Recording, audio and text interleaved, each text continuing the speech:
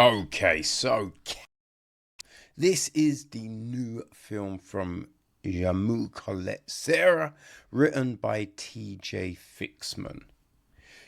It is then produced by, let's take a look, boom, boom, boom, Dylan Clark. Executive produced by Holly Barrio, Jaume Collet-Serra, Scott Bennett Greenberg, Seth William Mia, and Brian Williams. Associate produced by Jasmine Tansky, with line production from Howard Ellis and Adam Goodman. Lorne Balfe took care of the music. Lyle Vincent is on cinematography. Elliot Greenberg, Christian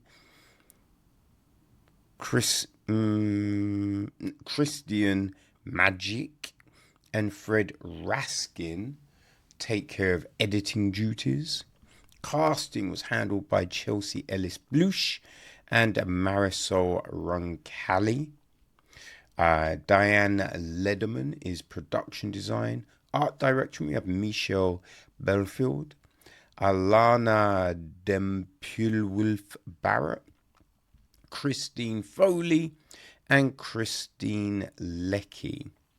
Claire Sanchez takes care of set decoration. Costume design, we have Shay Cunliffe. Then our cast. Okay, so we have got Taron Egerton as Ethan Kopek. His girlfriend, Nora Parisi, is played by Sofia Carson. The Traveller is played by Jason Bateman. Dum, dum, dum, dum, dum. His buddy, the Watcher, is played by Theo Rossi. I knew I recognised him. I was like, is that the Theo Rossi? Yes. We've got Matteo Flores, played by Tunatu. Okay.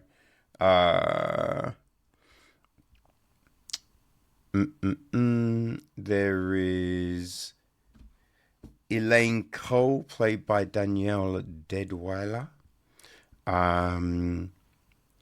We got Ethan's friend, Jason, played by Sanika Walls. You've got Lionel Williams, another employee at the airport, friend of Jason and Ethan's, played by Curtis Cook. There is Ron Dunn, played by Joe Williamson. Eddie, played by Gil Perez Abraham. Herschel, played by Josh Brenner. The security director, played by Benito Martinez. Lance, played by Edwin Coe. Nina, played by Raisha Reynolds. Jesse. Oh, yes, Jesse is Miguel's husband, I believe. Matteo's husband, yeah. Jesse is played by Adam Stevenson. Samir, played by Michael Scott. Yeah, I feel that. Oh, the blue-haired woman, played by Nico Butcher. Congresswoman, played by Jill Flint. That's probably our main lot of people. It's an airport. There's a load of people all over the shop, right? The gist of the story, it's Christmas Eve and young TSA agent Ethan Kopek receives a call from someone else's earpiece and finds himself called up in a game. A stranger demands to let a package of explosives onto a flight, threatening the life of Ethan's lover. Well, girlfriend. Oh dear, oh dear. Yeah, that's the film. New Netflix big blockbuster, and I feel they want this to be Die Hard. right? That's what this is. It's built to be a Die Hard, right? It's Christmas Eve, it's at an airport, an unsupposing guy just out gets sucked into this whole thing. They are definitely going for that. And I think if you can switch off, right, and you like Die Hard and all of them, you possibly will enjoy this, right? I think the issue for me with this film was there are so many situations that are avoidable, right? There's a bit where there's a red dot on someone. And you just think, okay, from where you are, that red dot is clearly coming from a certain direction. There is a lot of cover around. So all you have to do is move to either side, drop to the floor. You're out of sight, right? You're out of sight. But instead, it's just like, oh, I guess I've got to go back and do the thing now. And you're just like, no, avoidable, right? There's other bits where, like there's someone, the watcher kind of says it all, right? They are keeping tabs. And it's like, oh, it's very convenient that your camera can pick up that angle, right? Like, you just like, I don't know how much I'm buying all of this. There's a lot of things. There's a bit where Ethan has to do something to a friend. And you're just like, there's probably other ways, right? There's other ways around this. And that's not even, right? I don't know if you buy the relationship between Ethan and Sofia. I mean, we start off with this inane conversation. She's pregnant, and it's just like, oh, when do you think the baby bump will come? And you're just like, ugh. I mean, there's no set date. Everyone knows. It's not like it's a stupid conversation because, because it's different for everyone. You know what I mean? And it wasn't even phrased like that. Because I think if you were just like, oh, I wonder when I'll start to show kind of thing, you'd be like, oh, man, I don't know. Blah, blah, blah.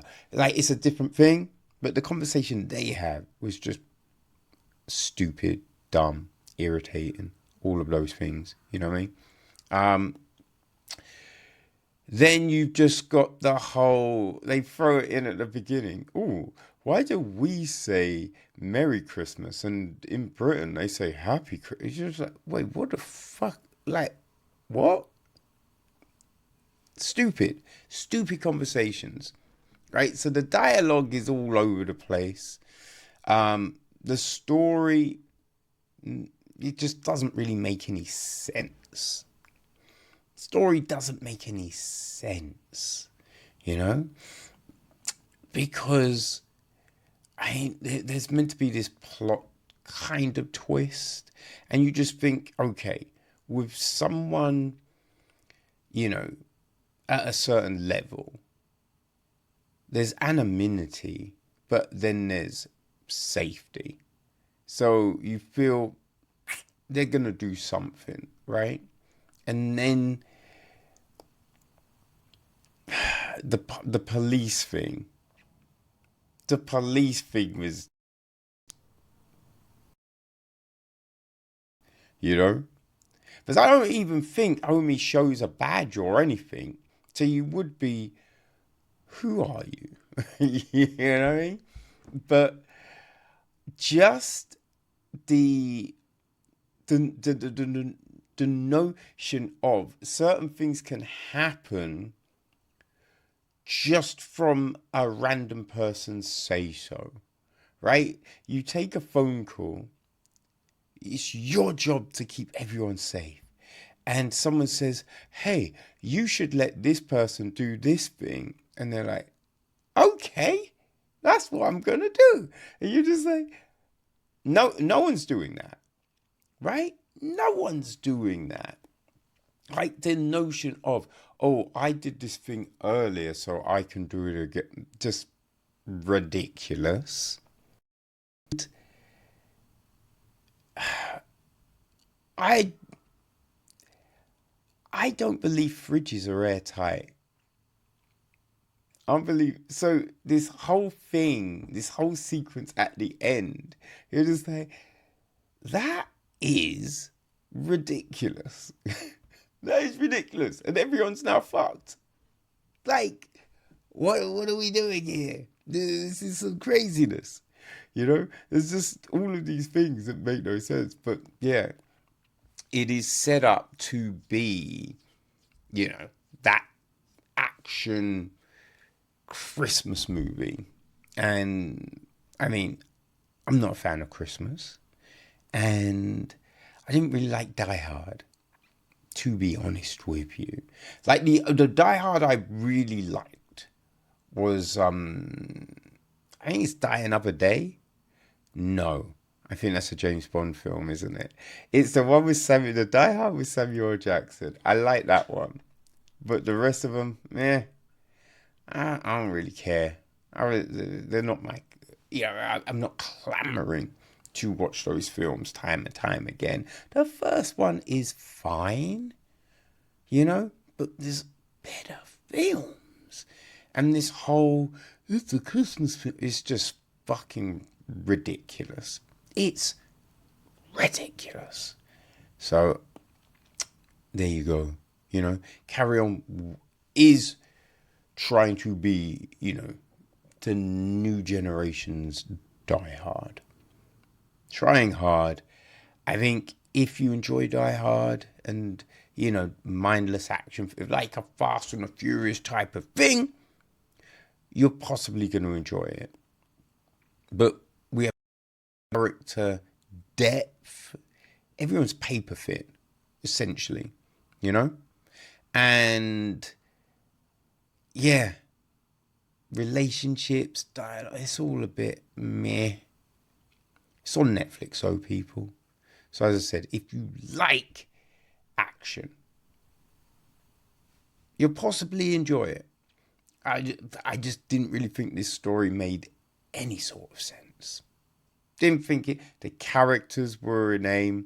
Like there's the bit where Ethan's running, right? Firstly, no one's stopping him because he's not in uniform, but no one's trying to stop him, right? Because you're just like, if you just see some random person running, you like, are you saying you ultimately recognize this dude? There's probably people that he doesn't even know. When you think of especially an airport, so big, so many staff, and it's shift, right? So there's so many different, you don't know everyone. So someone running through, no one's trying to stop that person, right? And then conveniently, there's things that you need along the way. You're just like, come on, man. What are we doing here? You know what I mean? But yeah, Carry On. It's on Netflix, so if you want to give it a go, enjoy.